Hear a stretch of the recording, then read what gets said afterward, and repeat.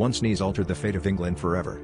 Picture this: King Charles II, amidst a lavish court gathering, was struck by a sudden, thunderous sneeze, causing him to abruptly shift his favor from one courtier to another, an apparently trivial moment that ignited a chain reaction of jealousy and ambition. The courtier who gained the king's favor, once a political nobody, rapidly ascended to power, unsettling the delicate balance of alliances within the royal court. This unexpected rise sparked tensions with a rival faction, leading to a bitter feud that would reverberate through generations. The rivalries and power struggles triggered by this seemingly insignificant sneeze shaped political landscapes, influencing decisions and alliances that would echo through English history for centuries.